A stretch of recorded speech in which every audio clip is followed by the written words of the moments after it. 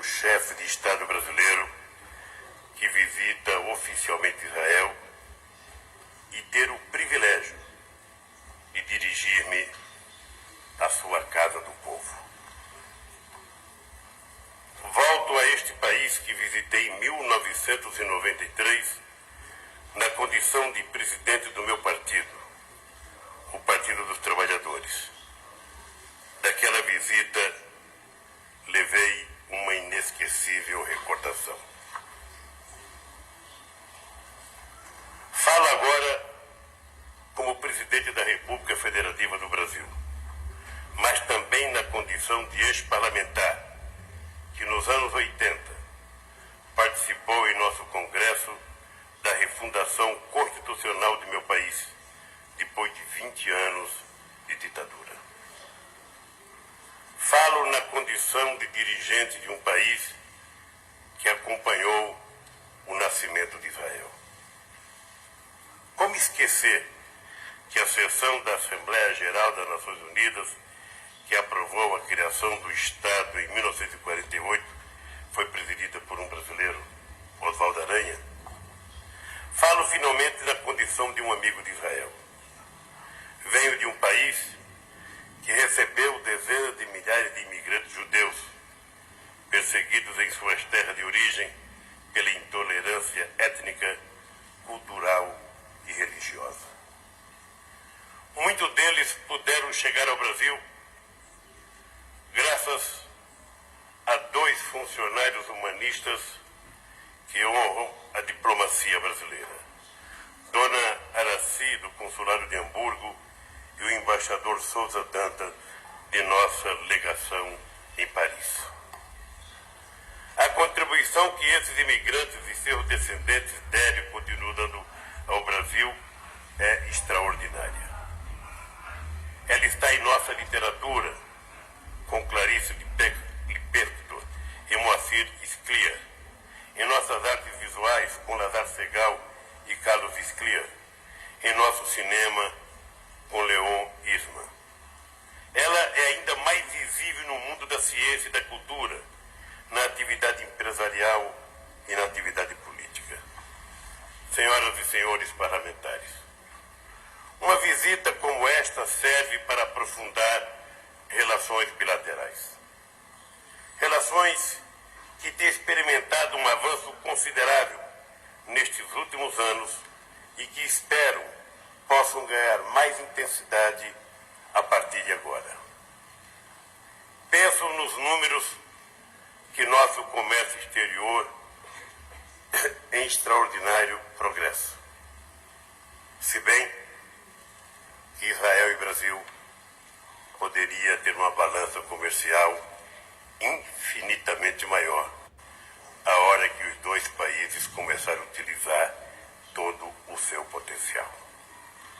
Penso em nossa cooperação cultural, científica e tecnológica. Penso, finalmente, no acordo Mercosul-Israel, o primeiro estabelecido com um país fora da América Latina, a despeito das resistências que alguns ofereceram. Mas esta é igualmente a oportunidade de debater questões mais gerais e profundas. Queremos discuti-las respeitosamente, mas com franqueza. Com aquela franqueza que deve marcar o relacionamento entre amigos. A política externa de meu país tem uma vocação universalista. Está comprometida com valores. Respeitamos a autodeterminação dos povos. Defendemos os direitos humanos. Queremos um mundo mais justo, econômica, social e politicamente.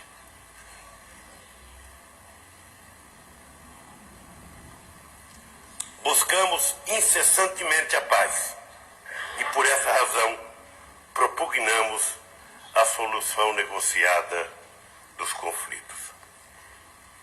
O Oriente Médio vive há décadas dolorosos enfrentamentos que têm custado milhares de vítimas. Por detrás trás das terríveis estatísticas de mortos, feridos e banidos estão dramas humanos, diante dos quais ninguém pode ficar insensível. Para resolver situações dilacerantes, é necessário construir alternativas racionais e duradouras da paz. Mas não é suficiente pôr apenas a cabeça para funcionar. É preciso, igualmente, que o coração esteja presente. É fundamental um sentimento de compaixão para superar antagonismos que aparecem como insuperáveis. Em minha trajetória pessoal, como sindicalista e dirigente político, vivi situações de alta conflitividade. Não fugi aos conflitos, mas busquei resolvê-los pelo diálogo, ainda quando ele parecia exercício ingênuo, tarefa impossível. Na oposição, busquei o diálogo. Cheguei à presidência pelo diálogo. Governei dialogando. Apostei na democracia, mesmo quando ela parecia como um horizonte inatingível. Com esses sentimentos, temos reiterado as posições históricas de nossa diplomacia. Defendemos a existência de um Estado de Israel, soberano, seguro e pacífico. Ele deverá conviver com o Estado palestino, igualmente soberano, pacífico e seguro e viável, sobretudo pelo traçado dos seus territórios. Com esses propósitos, chegamos à reunião de Anápolis, lamentando que o movimento que aí se iniciou tenha ficado pelo caminho. Não podemos continuar desperdiçando esforços multilaterais, sobretudo quando apresentam um extraordinário potencial. Naquela ocasião, reiteramos nossa posição sobre a coexistência necessária de um Estado palestino com o Estado de Israel e expressamos nosso repúdio ao terrorismo praticado sob qualquer pretexto e por quem quer que fosse. Essa postura se faz mais necessária agora, quando assistimos uma paralisação das negociações e iniciativas unilaterais que as dificultam, como o anúncio da construção de residências em Jerusalém, às vésperas do reinício de uma rodada de negociações. O impacto agrava a deterioração das condições de vida nos territórios palestinos ocupados, mas também alimenta fundamentalismo de todos os lados e coloca no horizonte conflitos mais sangrentos ainda. Temos urgência de ver israelenses e palestinos vivendo em harmonia.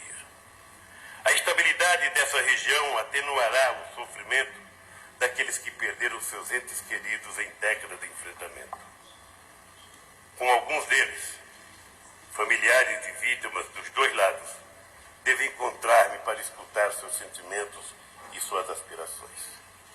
Mas essa estabilidade desejada será, sobretudo, a garantia de que um conflito regional não se espraiará pelo resto do planeta, ameaçando a paz mundial.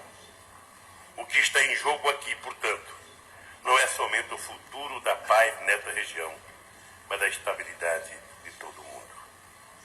Veio de um continente que possui grandes riquezas naturais, mas também marcado por desigualdades regionais e sociais. A consciência dessa situação inaceitável fez com que muitos governos latino-americanos iniciassem nos últimos anos um exitoso processo de mudança econômica e social que tem fortalecido a democracia política e a paz. Temos orgulho de proclamar que a América Latina e o Caribe é uma zona livre de armas de destruição massiva. Em meu país, há uma proibição constitucional de produção e utilização de armamento nuclear. Gostaríamos que o exemplo do nosso continente pudesse ser seguido em outras partes do mundo. No Brasil, compreendemos que não será possível sermos uma nação próspera e justa se estivermos cercados em nosso entorno de pobreza e de desigualdades que aumentem ressentimentos. Senhoras e senhores parlamentares, em meu país, 10 milhões de árabes e de seus descendentes convivem de forma harmoniosa com milhares de judeus. Gostaríamos que essa situação fosse como uma metáfora na busca de um entendimento profundo e duradouro nesta região do mundo, distante geograficamente de nós, mas próxima de nossos corações e nossas mentes. Árabes e judeus são povos magníficos, com esplêndidas tradições culturais, povos que construíram suas identidades no curso de uma história, muitas vezes cheia de sofrimento. Deste sofrimento, de que é testemunho o Museu do Holocausto que visitei em 1993 e o Yad Vashem que eu visitarei amanhã. Deste sofrimento que evoquei recentemente na mais antiga sinagoga da América Latina, no Recife, quando lá me recolhi para evocar e condenar a barbárie da Segunda Guerra Mundial que marcou toda a humanidade e o povo judaico em particular. Nunca mais temos que repetir sempre. Mas para que esse chamamento não seja um grito desesperado e inútil, é necessário que enfrentemos os impasses que se perpetuam nesta região com coragem e determinação, mas também com desprendimento. Nos grandes gestos de homens e mulheres, sempre estão presentes grandes sacrifícios e grandes concessões. Eles exigem renovação de intenções, alargamento de ambições e ampliação de interlocutores. Pensemos nas palavras de Albert Einstein quando nos disse: não se pode fazer a mesma coisa dia após dia e esperar resultados diferentes. O Brasil quer modestamente ajudar a obter esses resultados diferentes. Foi o que fizemos em nosso continente, junto com outros países amigos da América Latina e do Caribe, ao participar de esforços coletivos para solucionar conflitos e debelar ameaças à paz. A única recompensa que esperamos ter aqui é a felicidade de israelenses e de palestinos. O impasse que vive o Oriente Médio mostra as enormes dificuldades que enfrenta hoje a governança global, em particular as Nações Unidas.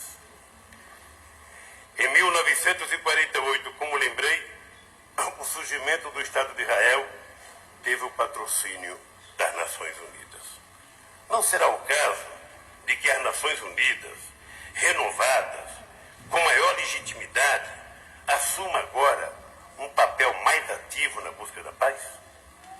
Amigas e amigos, ao dirigir-me aos parlamentares israelenses, sei que não estou falando apenas a mais alta instituição do Estado de Israel. Sei que, por vosso intermédio, falo a mães e pais, esposas e filhos dos que partiram em meio a conflitos que poderiam ter sido evitados.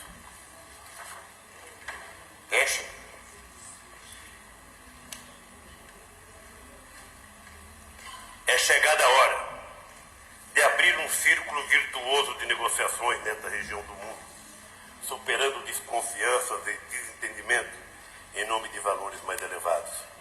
A história recompensará os que seguirem este caminho.